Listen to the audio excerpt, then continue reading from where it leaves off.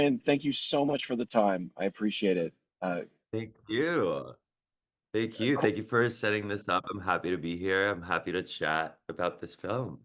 uh, as you should. It's so much fun, and got such a soul to it. I think it's such a wonderful piece. Where did it come from? Where did Queen Tut come from? Oh my God. I this is a good question and I actually know the answer to it because I was table read. I was at the very, very first table read ever for this movie, and it was in 2018. Wow. And back then at the time, the only people that were involved in it that are still part of it and that have, made this happen were the person who created the story, Brian, and then our producer, Sean. And their collaboration is what first, brought this, the script happened, Sean found it, and then they found a director and they were like, let's, the director's Egyptian, let's put a lot of that in there. And then it went through so many different drafts and stuff like that. Meanwhile, I was just at the first table read, and then I had not heard about this project again until they started casting. And I thought I had maybe outgrown the part a little bit because it is about a young man who, it's a coming of age story.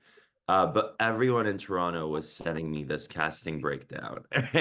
And I connected with the producer again and I said, maybe we should make this happen. Maybe I should, I was like, here's a short film that I did that is a similar character. And if you think it's a fit, I would love to audition for this. And now it's out and people can Yeah. see it. And, it's funny you talk about it being a younger character. I don't think I think this is a story that it doesn't need to be a young Yeah. person. This is Mhm. anyone's story. Yes, that's absolutely right. That's absolutely right. And also, I mean, in a lot of communities and a lot of immigrant families, that coming of age phase of your life happens a little bit later. Mm, It's not a high school story for a lot of people of color. It's very, very much something that happens maybe in university, sometimes after university, mm. sometimes in your 30s. But like you said, it's like it's about that shift that happens that you decide to live your life the way you want to live it and Yeah. not to please other people or anything like that, and that can happen at any point in someone's life. Exactly, exactly. And I think there's I think it's Malibu that it says this at one point. I could be wrong, but it says that this is about honesty. It's about truth. Yeah. And I think that's such a key thing for this film and even what you're talking about there. But I was wondering Mhm. from your perspective, what is the power of that, of discovering who you are and living into that truth? It's honestly, it is so freeing. Mm, I remember I started seeing a therapist and I started going to therapy. I think it must have been 5, 6 years ago now. And my therapist, I think the first question was, what are you hoping to achieve by being here? And I said, I'm hoping by being more honest and direct in this room that I'm able to be more honest and direct outside, like out there in the mm, real world. And the weight of the world just over the years just like lifted off my shoulders. And I feel like that can happen in so many different ways for people of just the more authentic and the more genuine you are, you don't have to worry about did I say the right thing? Did I not say the right yeah, thing? Because you just own up everything that you say and own up all your actions, and you're allowed to make mistakes and you're allowed to try things and you're allowed to figure it out, but you own all of it, and so you're not constantly anxious and worried about, and I think that's the power, even the line that you're mentioning of it's about honesty, it's about truth, we'll figure it out. It doesn't have to be a perfect, yeah. you know. And yeah, I think there's a lot of freedom in that. And we live in just thinking of responding to that.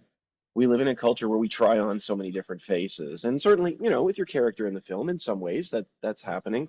But it's even Mhm. interesting in this film. There's a brief moment where I think it's your character's fiddling with an app, Yeah. and it's like filters, like Yes. Snapchat. And I thought this Snapchat was a filters. Yeah. fascinating moment. You're creating Yes. who you are, or trying to tap into it just in that way. I thought it was so interesting. It was, yeah, it really was. I remember For him, I think there's moments. I think there's a very clear moment in the film where it goes from being I'm living for other people to Yeah.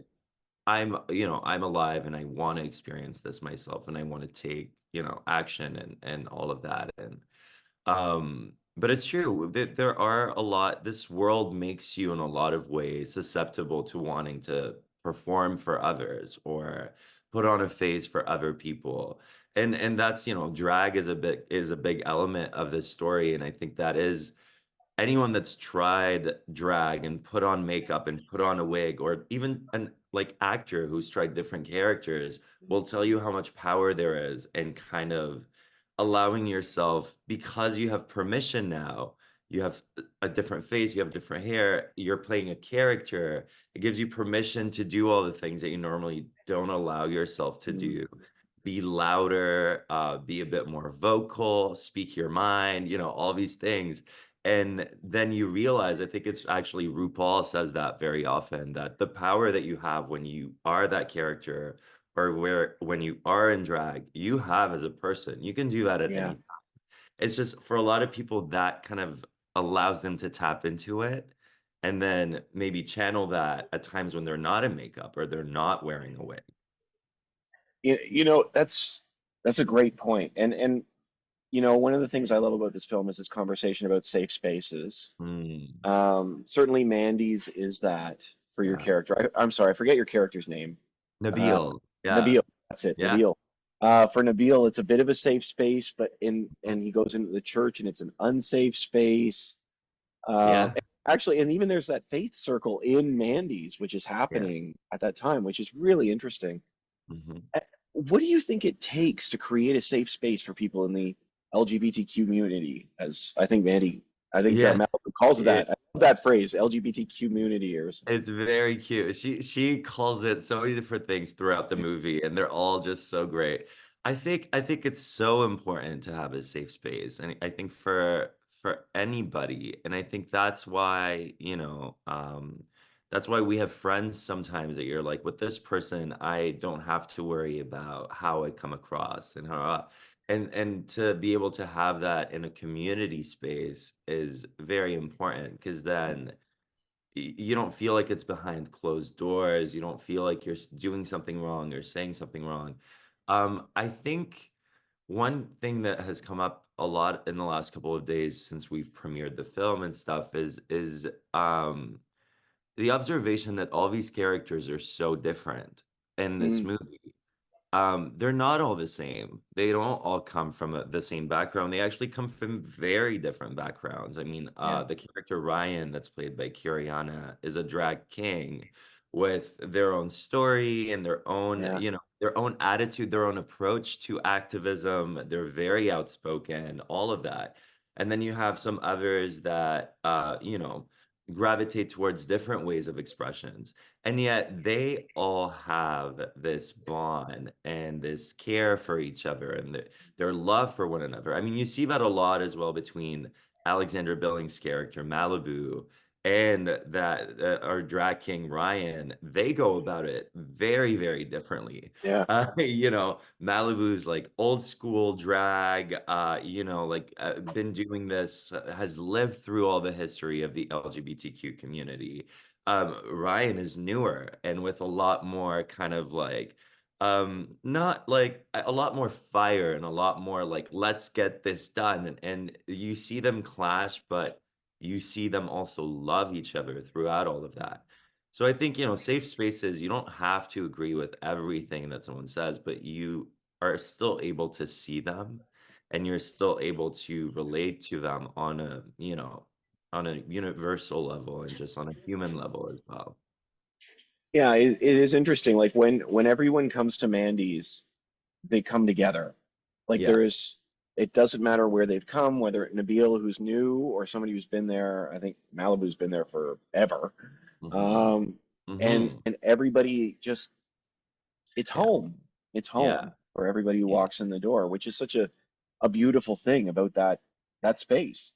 It really is. It really is. And there is a scene in the movie at a restaurant when it's kind of like my character Nabil's first time being in this Yeah. environment. and everyone was like doing their own thing as if nothing's new and all that kind of stuff.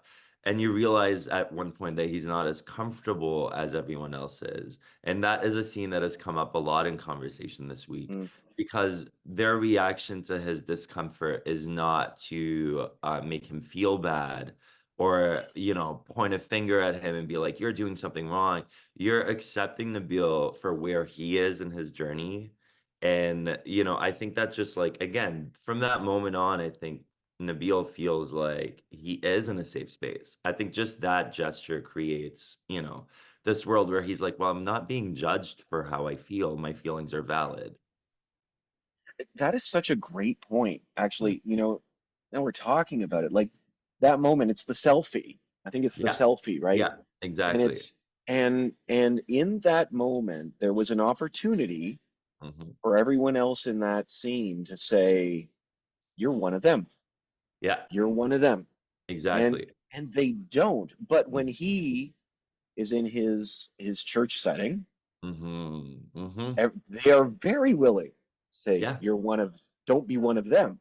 Exactly. You have to follow certain rules. It has to be very specific. Yeah, All of that kind of stuff. And you don't take a beat to know where someone's coming from. It's all set in stone. And it's not to generalize because not a lot a lot of people that I know don't approach religion as such. But there right. are still spaces for religion that are very set in stone where you don't have room to say, this is how I feel. What does that mean? Where like all that kind of stuff. I think um and you know what the great thing is that this moment actually was Alexandra Billings is who actually created this moment in that Really. restaurant because initially was not as clear that it was actually okay, the way that it was written. And Alexandra said that that would not be the case. That wouldn't be appropriate to make him feel left out because it's very valid. And then you also have Selena Vile, who plays Habibti, one of the drag queens in there, who's a Middle Eastern drag queen, adds in that element of it's okay, Habibi. I think she says it. It's like, I get Yeah, it. I've been there.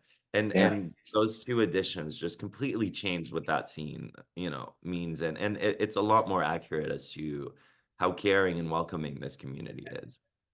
That's incredible. That's Yeah. incredible. Like I said, I love this film, Hmm. and there's such grace in it. It's just a Hmm. beautiful thing. Absolutely. Um, one of the things too, we talk about owning who you are, but Mm. Malibu towards the end of the film makes a beautiful. I think it was when you're watching the laptop, Yeah. um, makes a beautiful recognition about knowing history, and, Hmm. and talks about how if we own our history and own who we are and what we're resisting, then I think everything's going to be okay. And I was just wondering about your thoughts on that because I mean, there's such a negativity when we look at the devastation, look at the hurt Yeah. upon people, but Hmm. there's such an optimism in that moment, even though you're owning that history. I just wondered your thoughts on it. I love this question because that's actually my favorite scene in the entire Mm, thing. And it's a scene that came up very organically. I think we were in rehearsals, and I think it was just me and Alexandra Billings and our director, and it was the very first rehearsal, and it was her telling us the importance of this movie. mm, And me and our director were just so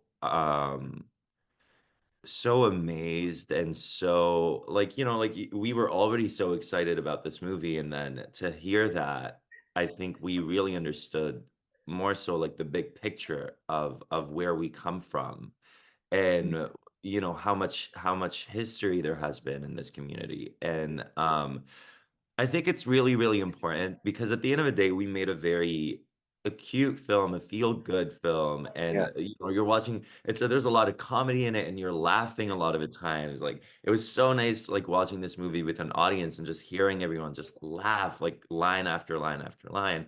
But that was a reminder of why this movie is so important Mm, and what it took for us to get to a moment where we're able to write a movie like this and Yeah. film a movie like this and for it to now be out there. There is a lot of past and a lot of negative history in this community, and we've come a long, long way in a lot of places, and in a lot of other places when you're not in Toronto, when you're not in Canada, when you're not, it's still very difficult. Like this movie is centers a queer Arab man. Mm. And back in Egypt, there's no way he would have been able to live this experience. And so I think in that moment you realize there again, it's such a universal thing Mm. to start a revolution when things get really, really, really difficult and you want to be heard and you want to make change. And it's not just gay people and the queer community that, it's happened a lot of different times throughout history. And that's what got us here today. And I think it's really, really important for us to not forget that. And moments like that, people like Alexandra Billings are the people that remind us and, share it with us and teach us about these things so that, when I grow up, I'm able to say, you know, this Yeah. happened and this got us here. And now we're wherever we are in 20, 40, 40 years. That's right. Yeah. We won't talk about the year. I don't want to Yeah. give it. No. I don't like to believe that, but No, no. me too. But you're right. You're right. I mean, there's something to be said of passing that story Yeah. forward. Yeah. Um, it Absolutely. Ryan, this I absolutely love the film. It's so much fun, and Thank it you is so much. genuinely funny, and it's soulful and passionate. It's a wonderful piece. I'm so Thank glad you've tapped into that and you felt, you've enjoyed it as much as we did because we really, really thought it was something special. And now through other people's eyes, we're also starting to believe it again. We're like, Yeah, oh, it is such a special film. that's true. Well, you're releasing it out into the world, right? Yes, You're passing that story on, if you will, since we just said that. And absolutely. it, Absolutely. honestly, thank you so much for your time. I wish you Thank the best. you. Have a great Thank day. you. This was so great. I loved this. And Thank you. and yeah, watch your movie. It's out. Absolutely. Yes. Great. Thank you. Thanks, Ryan. Have a great day. Yeah, you too.